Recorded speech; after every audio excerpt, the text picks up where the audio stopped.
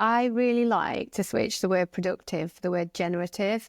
How many times a day can we resist the pull of convenience and the pull of productivity and move instead to sort of being generative and being present? I really do believe there's something about like what comes from our own hands, like our hands in the soil, our hands in the flour, all that kind of stuff. Welcome to Moral Footprint, the podcast where we unlearn, rethink and take action. I'm your host, Jeni Miles, and together we'll challenge the systems we've inherited and explore the strategies that help us move from awareness into meaningful change. My conversation today with developmental coach and community builder Keri Jarvis is for anyone who's asked themselves the vital question of how do we meaningfully respond to the moment that we're in? In our chat, she'll share how she brings her intersectional feminist values to her business, for example, through offering accessible pricing models and rejecting girl boss extractive sales tactics. She's also rooted in her local community as co-founder of the Southend Care Bank, which supports over 350 families, and is co-ordinator of the Southend branch of Parents for Future UK too. We also examined how to parent in uncertain times and the joy of reclaiming the value of care in a system that so often devalues it. I really hope you get value from our exploration of how we can reclaim our relationship with food, work,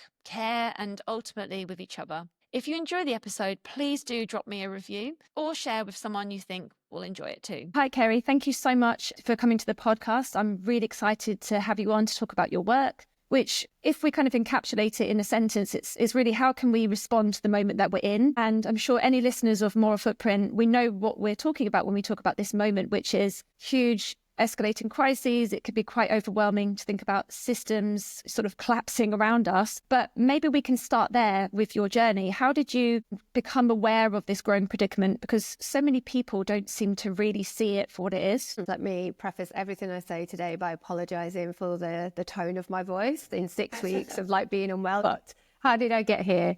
So the first thing that I always like to offer up is that, so my eldest child is 12 in May.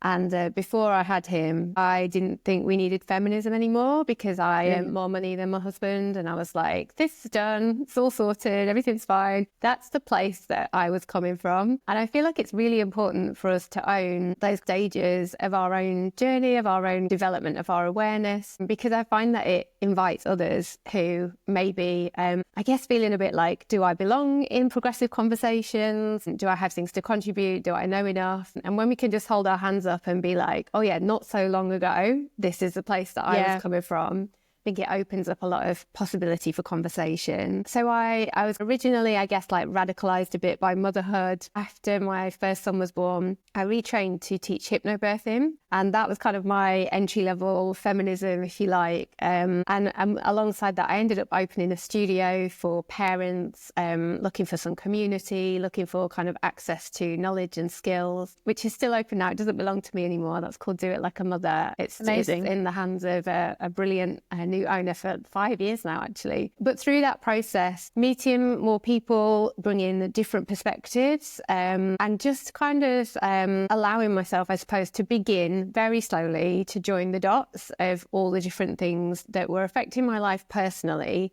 and then starting to look at, okay, yeah, but where do I sit like within the bigger picture, and starting to realise that although I felt very, struggled with postnatal depression, I felt very isolated in those early years of motherhood, really starting to then unpack like, well, what does this look like for people who don't have my privileges? So I would really credit that sort of that period of my life with like the beginner's chapter, if you like. Yeah. And then in 2019, when we had that general election at the end of the year, and it felt we had so much hope around that, didn't we? Yes, we did. We had so much hope. I mean, it feels so like I have such a sense of like full body foolishness looking back at it now, like thinking how hopeful I personally was and my friends were and whatnot. And then I also have a sense of foolishness around believing at that time. I remember writing a post on Facebook, I'm not on Facebook anymore, but I very much was at that time. It was like, it's always darkest before the dawn, that kind of vibe, thinking like, this is the worst it's going to get.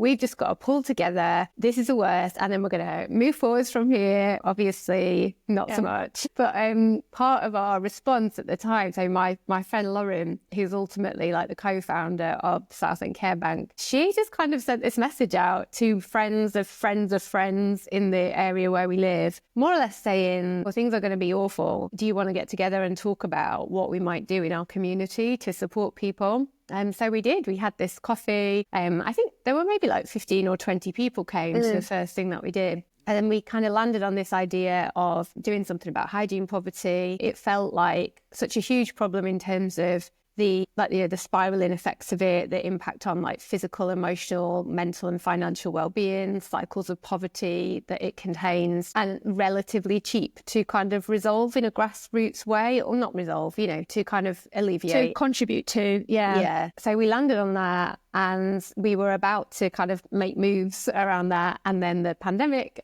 began. So that was all kind of a little bit delayed. But by the end of 2020, we've got like the beginnings of this community care bank situation up and running. And, that fast forward to now, I think that like the first session, a small handful of families turned up, and we have over 350 families that we support now. We only run a couple of sessions a month. We do some projects with schools, etc. But that process of being involved in that work has taught me so much as well. We were a grassroots movement. We had to register as a charity to be able to access funding to meet that growing demand. But really participation in that has taught me so much, and I guess like radicalised me further into the idea that everyone should have dignified, livable lives. Yeah, just a thing that all of us want, but unfortunately it's not really the truth, is it? It's not what's happening. So there's a few things to unpack there, because there's one which is motherhood completely exposing you and making you realise the systemic challenges that we face. Because as you say, before that, you presumably also felt like, yep, I'm winning this. There is no inequality between men and women anymore. But then your journey, what I love about it is it starts off with that sense of sort of powerlessness of, actually, I have postnatal depression. I'm seeing things around me with 2019 not going how I want. But then you took action with friends. We started the episode talking about like the despair at the global context. But what you are doing is actually rooting your change within community. So how has it helped inform your views on individual agency? Because so many people do feel powerless in the face of such global challenges, don't they? I mean, I have so much to say about this. I think one part of the puzzle for me that I should include as well is during that time that I mentioned, building this kind of business and this sort of community hub that sat with it, like that wasn't like a charitable endeavour. There were components of it that were, I would kind of like subsidise things and we would raise money for things, but it was a business. And at that time, as part of that, because of that, I was very much in a lot of spaces that really reinforced that individualistic narrative, that really kind of met women who'd just become mothers in this state of lots of them depression, but lots of them, other kind of being at other places on the spectrum with it, but being sort of very dissatisfied with their experiences. Really met them with that, well, now you take personal responsibility. Like now these are the things you need to do to sort of reclaim the version of motherhood that you thought you were going to have, or to secure your own financial situation, even though everything is stacked against you. Like you need to take responsibility for yourself here. And so I really was exposed to and was part of a lot of that kind of the way that the system like gets its claws into us. Like just at this moment when you're starting to open your eyes and be like, all of us collectively like are being screwed over here, and the system is like, no, you focus on yourself. Like, make sure that you can like climb that ladder, and never mind these people. Like if you're willing to work hard enough, then you can sort of overcome these systemic barriers, and if they can't, then that's back on them. So I really want to name that like wrestle and struggle that was happening there for me, because even at the point where we started these community care bank sessions, I would go to a session, run the session with my friends in the morning, and that might include people queuing sometimes in the rain for like 2 hours, just, really during pandemic times where we couldn't even let people indoors, and just really struggling so much with this experience of like holding people outdoors in this wet weather with their children, people with all kinds of disabilities, elderly people, like just feeling like absolutely awful about it and what people had to go through to get almost dehumanizing, isn't it? It is. The dehumanization in the process of us trying to offer people some dignity. It was just, it's just, difficult to kind of come to terms with. And then I would come home and like log on to my work platforms and whatnot and just be confronted by all these messages about, you know, my own sort of divine right to abundance, or like just like girl boss shenanigans, basically. Yes, I was going to ask you about that as well, because there's so much around, like for me, I've recently moved into self-employment. You know, as I told you, I quit my corporate job, and the narrative for people who are self-employed is can earn millions, you can do this. It's all about girl boss rhetoric, isn't it? Like, what would a truly feminist business practice look like? Because I don't believe trying to elevate yourself at the expense of others is feminist. Yeah. I mean, for me, the first thing I would say there is I don't claim to have like the answer or like a complete answer, but I do have some ideas. I do have ways that I experiment with. What does it mean to run a business in an intersectional feminist way? And I also, when I'm talking to clients about this, I'm always encouraging them to consider that, you know, anything that we do is inherently experimental. Like that's something that I learned from Bear, who is an anti-capitalist business coach. Yes. That sense of, we have this feeling, again, like part of the systems, we have this feeling that if I'm going to do something, especially if I'm going to do something that like goes against the grain, it has to be perfect. You know, if I'm going to do something a little bit different, I need to make sure that I can't be criticized for it in any way. And that's also like fed by the way that we are on the left as well, in terms of our sort of appetite for critiquing one another, I think.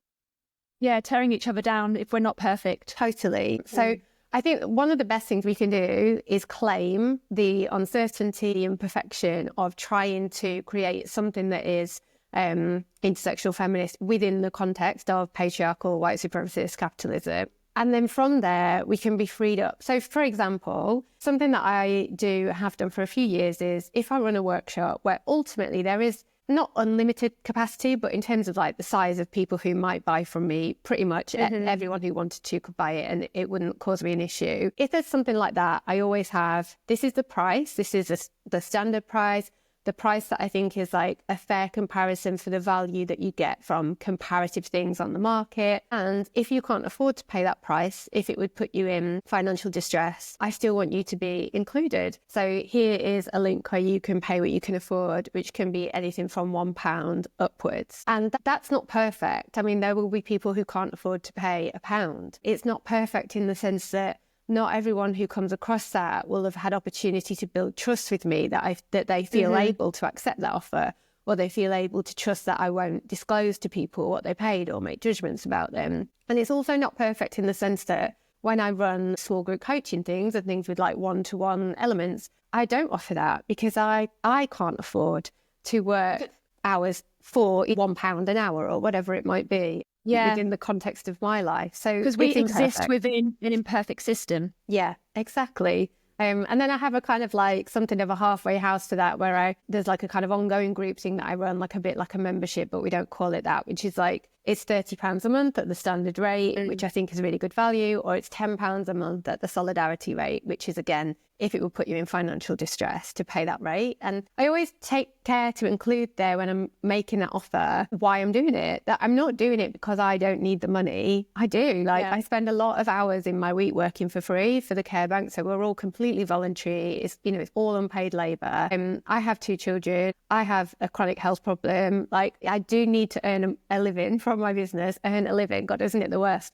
But so it's not like, just take it because I don't need money. But it's that naming that capitalist norms tell us, like, extract as much as you can from each other. Like, everyone else is trying to mug you off, maximize your value and give as little as you can. And also they tell us that some people who have access to certain amounts of money are worthy of being included in certain spaces, and that if you don't have that money, then you're not. And I want to resist that in any way that I can, even if I can't resist it wholly and completely. Yeah. There's some examples there, I think. Yeah, what I love about that is it's so easy for us to fall into this perfectionist trap, isn't it? Of, if I'm going to try and do business differently, it has to exactly stand up to scrutiny, otherwise I can't achieve anything. Whereas what I feel like at the moment, it's about taking those small steps in the right direction and recognizing that we're all on a different continuum, aren't we? And we all have different starting points. And my feeling is if more people were able to see that you don't have to be zero waste or, you know, this perfect ethical business, because I don't think there is such a thing as a perfectly ethical business anyway. Absolutely not. I mean, I'm doing loads of things still that I'm really unhappy with. Yeah. So I'm thinking about like some of the tech that I'm using. And, you know, I get very overwhelmed by tech. Like I'm not good at it. I don't find it easy. I don't find it straightforward. I find it hard to make changes. So there's lots of things that I'm doing where I've been thinking about how am I going to make this switch? How am I going to make that one? And it's an ongoing process. I really encourage people to think about a kind of like a now, next and never I love that sort of approach to things where it's like, you know, these are the things that I absolutely can do something about now. What's next? It's kind of sitting here. There's some degree of commitment for me that I am moving towards this. And then also what is a list of things that I will never do? Like that's my commitment. You know, I will never, I don't know, engage with these platforms, give money to these people, behave in these ways. So it just helps to root us into like, I am doing something, even if I can't complete everything today. Like I do have a plan. And you have your non-negotiables that are based on your personal values, and you recognize I can't do everything perfectly, because also that's probably wasted energy because nothing can be perfect. Yeah. So we've talked a bit about feminism and we've talked a bit about what intersectional feminist business looks like. But, you know, we're both parents. And what I found really interesting about what you said at the beginning is it was becoming a parent that really helped to open up your eyes. So what does that look like for you in terms of how you perhaps raise your children and how you navigate these broken systems, knowing that your children and my children are inheriting them, and how do we help them bridge that gap between where we want everything to be? I mean, I just want to say that I think it's so overwhelming for so many of us. I think the more we can just be honest about how difficult it is to have a degree of like social awareness and justice sensitivity and to be raising children. And I think a lot about the kind, you know, I said at the beginning, before I had my children, my perspective was completely different. And I think a lot about if I'd had this perspective when I was making that decision, would I still have chosen to bring children into the world? Which I know for some people may sound incredibly like melodramatic, but so the magnitude of it is not lost on me at all.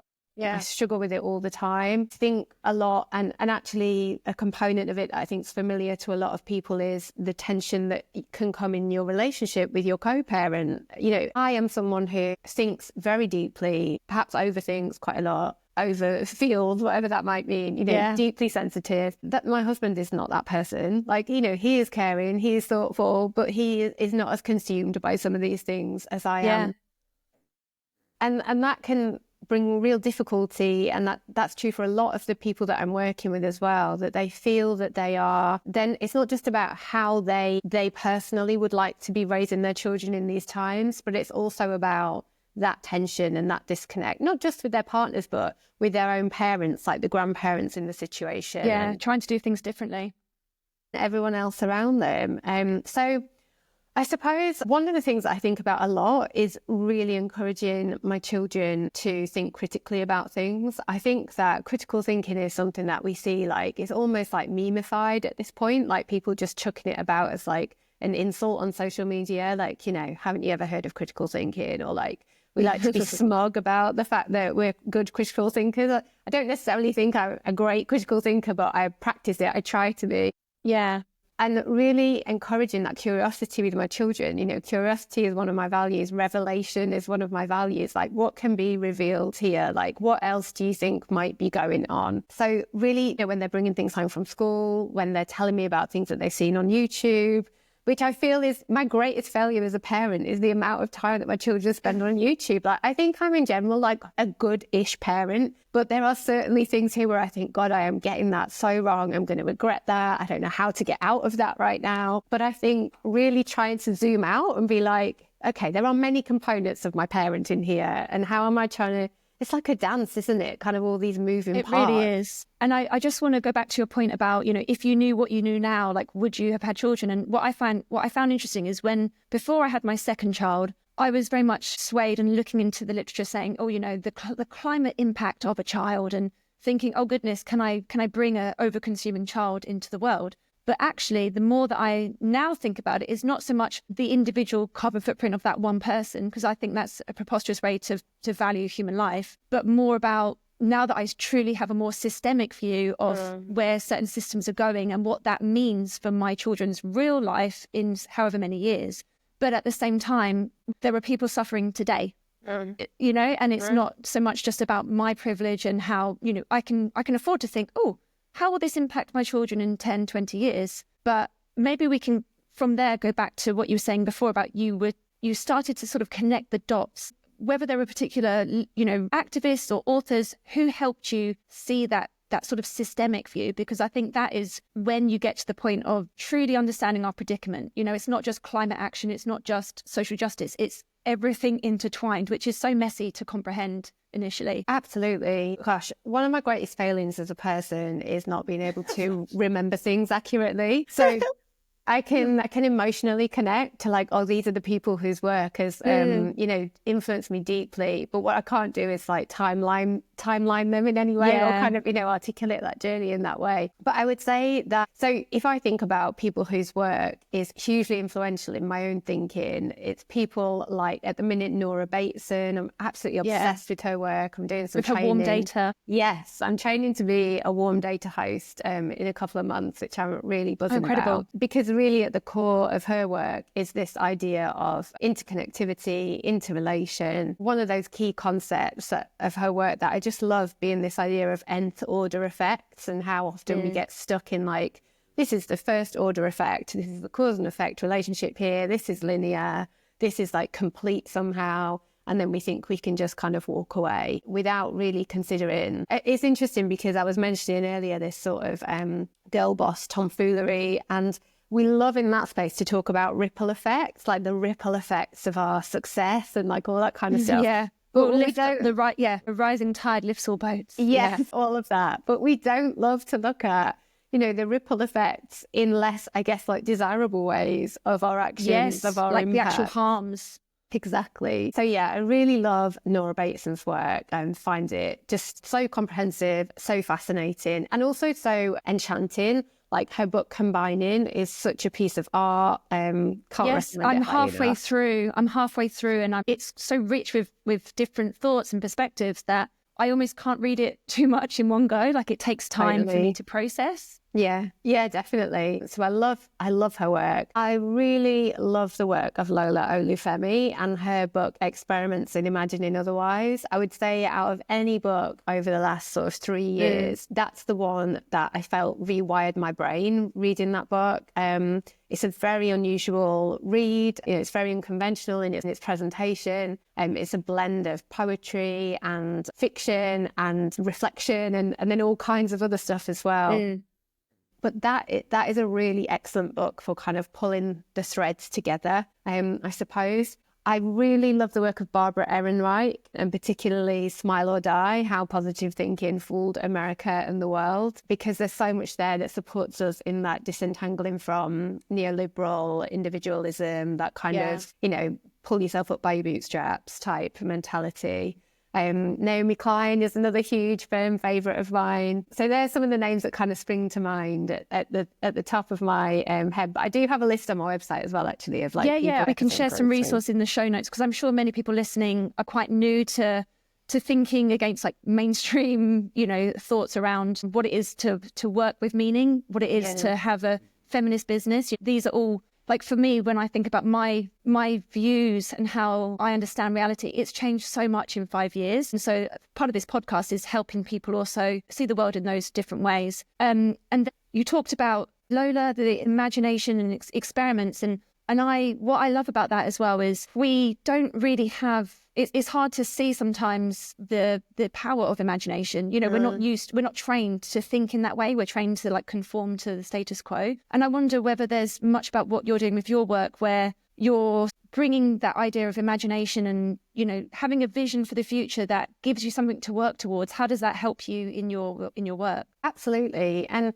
again, not to harp on about it too much, bring all my like trauma into the conversation and take it to my therapist instead. But it's another way, like I was saying before about when the systems try to reclaim us, our imaginations contain obviously limitless potential. And for many years, 3-4 years, I was very entrenched in these spaces where what you were supposed to do was exploit your imagination for your kind of financial progression, or, extract from your imagination, like put it to work. This kind of like manifestation. Yeah, like type extracting culture from yourself in order for financial success. Yeah. And like this sense that your imagination it's part of your kind of capacity to work again in this sort of for this individual with an individual goal in mind. And that's very kind of mainstream, I think. We had like on TikTok this whole like lucky girl syndrome, like very connected to that. But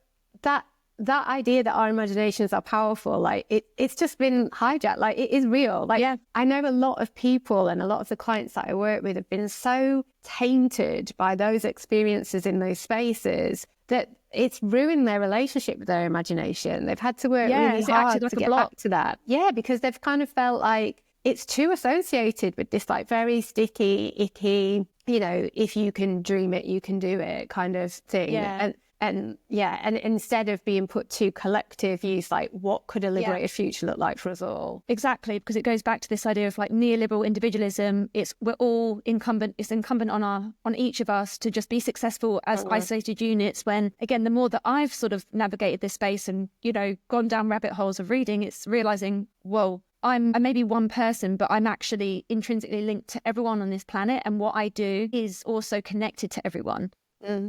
So I think that maybe from there we can talk about your coaching, because a lot of what you do with coaching is, of course, the one-to-one aspect. So without obviously going into anything confidential, what are the top of mind issues that people are coming to you with? Because the type of coaching that you do is so different from what I can tell from the types of coaches that I've seen in the corporate space. What are people hoping to not so much achieve, but what are they working through with you? I mean, the main word that comes up for me is wholeness. People are seeking wholeness. And within that is a sense of wanting to make a contribution. People largely, when they come to work with me, they have this yearning to have a more satisfying life, both personally and as part of the collective.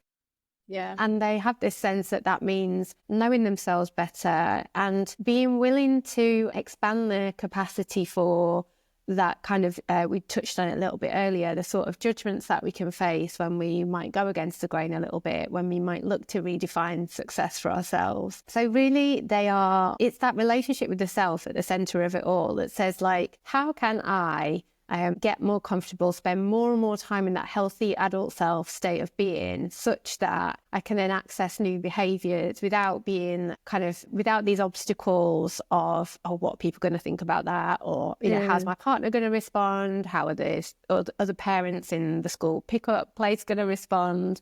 Being willing to be disliked, being willing to be misunderstood. And we might think of that in some sense, I guess it's like personal resilience in some way, not in the way that I think resilience is often kind of hijacked, but just keep taking the blows, like just keep going no matter what. It's like a compassionate resilience within yourself, isn't it? Yeah.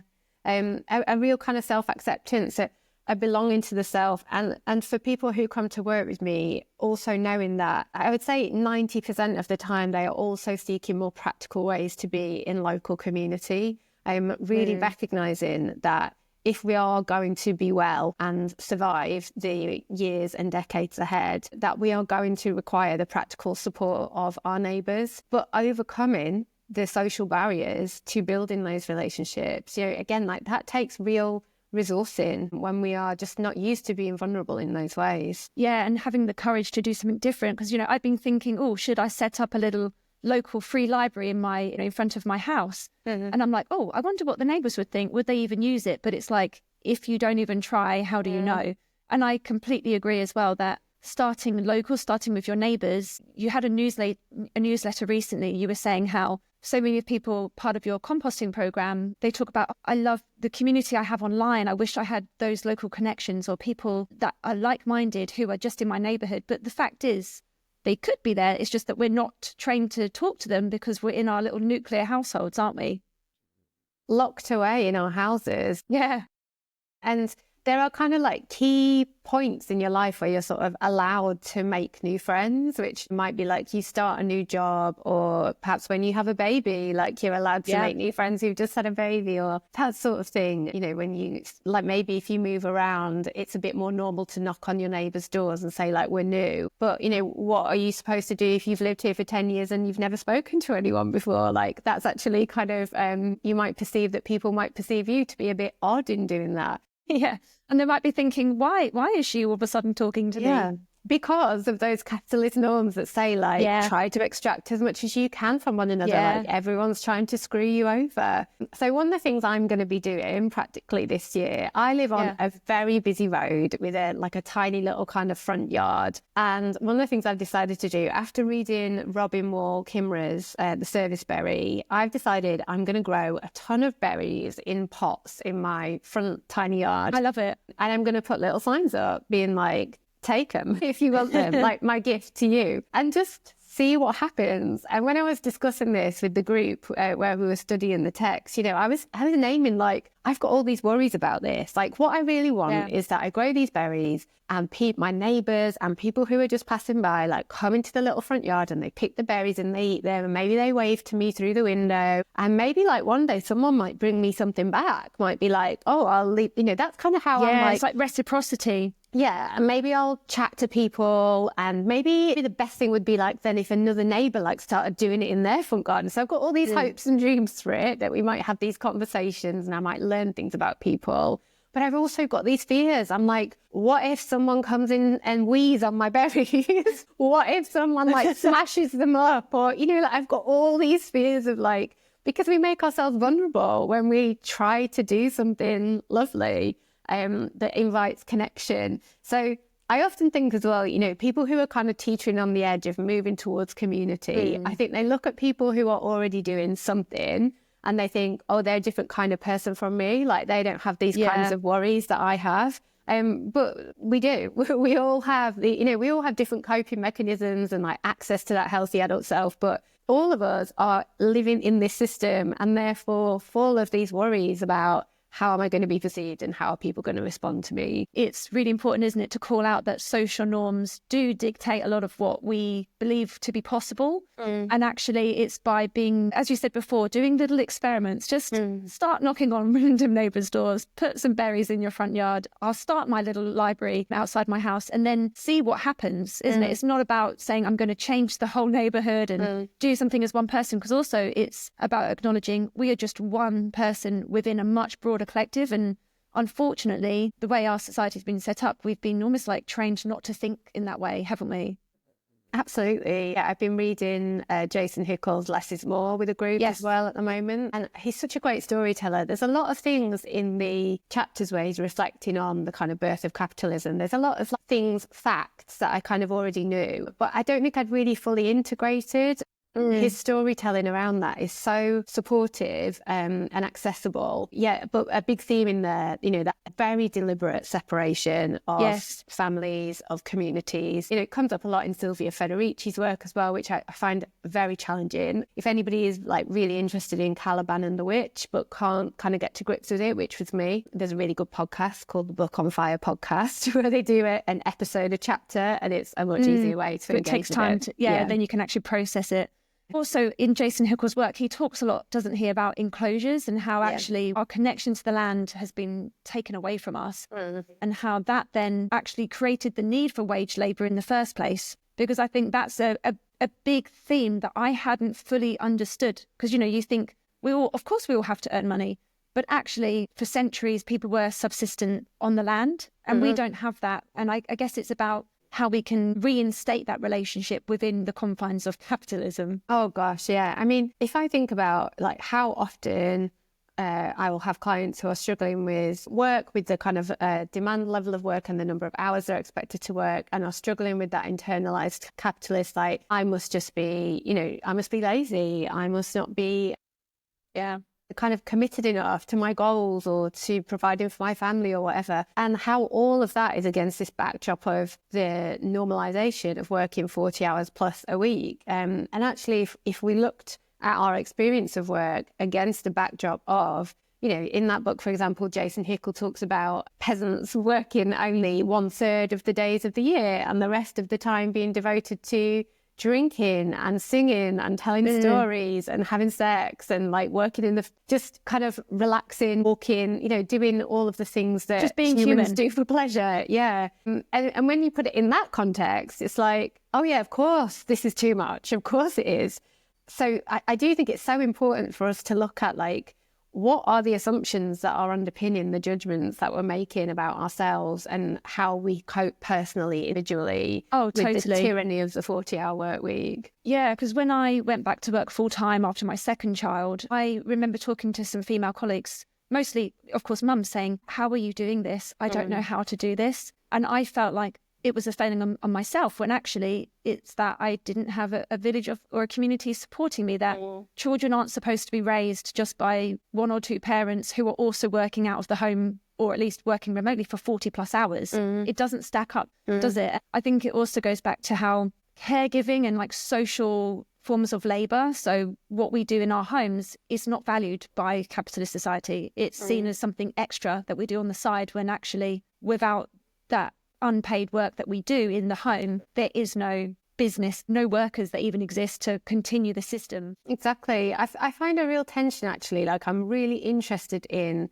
this kind of upsurge in like trad wife aspiration amongst that kind of, you know, TikTok generation. I mean, I'm on TikTok as well, but I'm probably a bit too old to be on there. But, you know, that kind of, that it makes me think about, Naomi Klein talks about in her work about how conspiracy theorists get the feelings right but the facts wrong, and that's what it makes me think about. It's still rejecting the system, isn't it? It's rejecting the norms, but they're just not necessarily grounded in what the reality of the interconnections are. Yeah, I mean, the feeling I'm guessing these people have is like, God, this doesn't feel right for us, you know, both to be working 40 hours a week, and it feels too much. But the fact that kind of, you know, there's often that real myth around, you have the right to make decisions because, well, first of all, because of like your class privilege and often your white privilege, and but also because of feminists who came before you and it created a situation where you can make decisions about how you would like to manage in your household, like who brings in money and who does care and responsibilities, etc. But it just feels sort of like, for me, when I first had my first child, I didn't go back to kind of my original job, but I immediately retrained to do something else. I was very determined that I was going to be working outside of the home for the kind of intellectual stimulation, for some financial independence,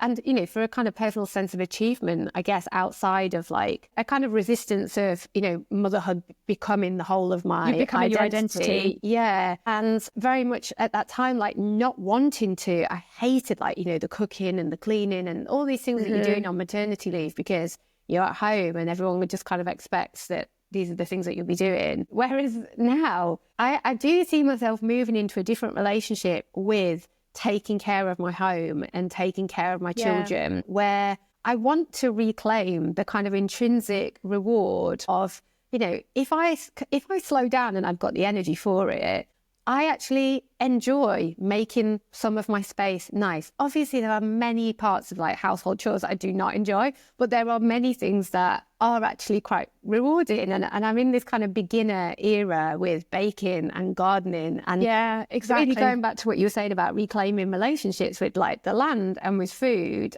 So I think there's an interesting like complexity in all of that. It's for people of kind of our generation of parents, I suppose. Totally, because it's about slowing down. It's about rejecting financial wealth as the only thing that you should be pushing for. Because actually having, like, for example, I have my toddler home, you know, half of the week pretty much. And I still catch myself sometimes thinking, I just need to get this thing done. I need to do this project. And then actually I maybe am spending my morning batch cooking and baking with her. But arguably that's in a way a far better use of my time, because it's me bonding with her. It's us not relying on big corporations for food. You know, we're trying to, it's like not so much going back to the basics, but thinking about what's our relationship with our children and with like the meals that we create. And I've noticed myself have been very much stuck in this mode of productivity is paid work.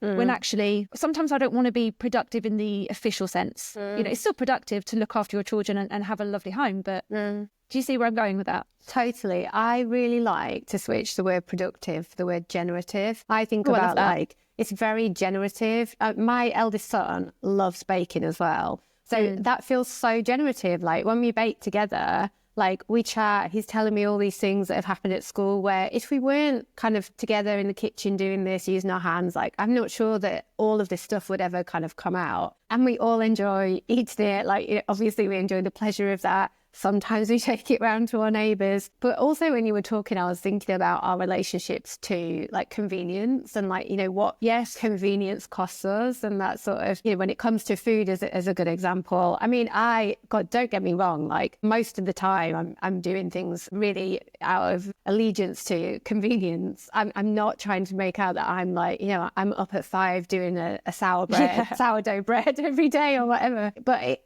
going back to what we were talking about before about not needing to be perfect, like how many times a day can we resist the pull of convenience and the pull of productivity and move instead to sort of being generative and being present and being I really do believe there's something about like what comes from our own hands, like our hands in the soil, our hands in the flour, all that kind of stuff. Totally. And I also think this point of convenience, most people need convenience because they're basically giving their entire lives up to their job. Exactly. And I don't know if you've come across the FIRE movement. So there's a book called Your Money or Your Life. And part of it is actually looking up your salary, your wage per hour, like calculating that after tax. And then actually looking at your budget and looking at what percentage of your work salary is actually going in convenience in terms of, food that you're having to buy because you don't have time to cook for yourself. Yeah. So it's all intimately connected, isn't it? Absolutely. And that takes me to thinking about this kind of push to return to work in the office and the backlash against working from home. When my children were little, my husband used to work in London full time, long days, out at 7 a.m, back at 7 p.m, which absolutely contributed to my struggles with early parenthood. Yeah. Like we live in Essex, my family are in Yorkshire. My parents were both still working full time at that time. I didn't have anyone that I felt kind of safe to lean on for help. Whereas in the years since then, that's really changed. It really only goes in a couple of times a month. If it had been like this for us, then, my entire experience of parenthood, and I think often my children's experience of me could have been very different. But of course, then, now he's not spending 15 quid a day on his lunch in London or his train fare. There's an economic impact, isn't there, of like people working from home, which means that the systems have to resist it. When we talk about remote working, it's very much based on modern technology and having to use very capitalist extractive organisations. And I think this could be a good segue to composting because you've deliberately chosen to host your learning programme on a new portal, the Portal Collective. Can you talk about why you chose to not go with big tech corporations and how that wraps up everything we're discussing here? So I've run workshops, courses and stuff online for years, and I've used a variety of like different platforms, online learning platforms, more kind of like rough around the edges stuff, just using like Google Docs and Google Drives and things like that. And I've always had this feeling of like the realness, the meaningfulness, the magic of the work is like relational, is in the kind of like in the aliveness between two people or more people having a conversation. I felt that creating things that are kind of, a load of recordings to get through, a load of PDFs to get through, it's always felt like it lacked some of the vitality that I was looking for. So I actually really cut back on doing anything like that and just stayed more with responsive coaching. But then Sally, who is the founder of the Portal Collective, became a client of mine. And it's something that like I really joke about. My husband thinks it's hilarious because I don't even have that thing where you can like pay for things on your phone. I don't understand any kind of technology like at all. So he's like, what do you mean this like tech startup founder is your client? Like, does she know? Like, have you been honest with her? But the work was about so much more. It's not really about the tech at all. It's about what it takes to create something like this. So the more I got to learn about Sally's vision and her plans for the portal, and this kind of the whole vision for the portal really inspired by permaculture principles, themselves inspired by Indigenous wisdom. Really this concept of we are this mycelium network, like we are one another, like we become with one another, we can't separate ourselves from one another. And really the kind of the big thing for me about the portal is the sort of lack of hierarchy, the challenge to this kind of pyramid shape. I guess, I don't know what we would call it. Like when you're in those spaces, the sort of gurufication of people that occurs. You know, they've got 50,000 followers. Your identity becomes like commodified, doesn't it? Yes, yeah, completely. So it's a very kind of level playing field. You could be starting out now with like just a kind of new idea based on knowledge that you bring from other contexts that you want to share, or you could be someone who, you know, has amassed tens of thousands of followers elsewhere, and in that space you're experienced in the same way, like based on your credentials, your, you know, what you're saying about what it is that you've got to offer. But yeah, in the long term, we're going to be able to, for example, if I'm trying to offer some learning around something and I have people who I know who are on there offering things, I'm going to be able to say to them, oh, well, what if I included your module about that in my learning pathway? And we work out between us like, oh, what do I pay you for that? Or is it like a taster so that people get to know your work? And really kind of moving away from this idea that any one person can be the one who is your guide, who is your teacher. Like a hero. Exactly. Really wanting to get away from that. So yeah, I love the portal, even though not all the technology is in place yet to facilitate some of that kind of collaboration. It's already happening organically. I'm constantly sending people to other people's spaces in there. Yeah, I would just, anybody who's interested in really giving their clients satisfying experiences of online learning, and also sharing space socially, because there is a kind of, I guess, like how Facebook groups used to be before everything. There's that vibe in there as well, where you don't have to buy anything. You can just be in there connecting with people who care about collective liberation and polycrisis navigation. And it just feels great to spend less and less time on platforms where our attention is extracted for ad revenue, for fascist ideologies and whatnot. I think that's a great place to kind of wrap up, because really what we've both been talking about today is it's like moving away from this idea of individuals competing against each other to a much more collaborative. It's a recognition, isn't it, that we are all intimately connected, and how do we start there with how we work, how we live, and hopefully from there each of us can make our own, you know, small steps towards a much better world. Yeah, fingers crossed. Everything crossed. Well, if anyone listening who is trying to move more in that way, bring that direction to their lives, then of course you can help them in terms of coaching, in terms of the composting program. Is there anything else that you offer that the listeners should be aware of before we wrap up? No, I don't think so. I always recommend that if people are kind of curious about my work at all, that composting is a really good place to start. It's a short-term commitment. It's a nice group experience, and it can just be a little taste of the kinds of conversations that we might be having. So yeah, that's where I would go if you think you might be curious. Lovely. Thank you so much, Keri, for being on the podcast today. Thank you for having me.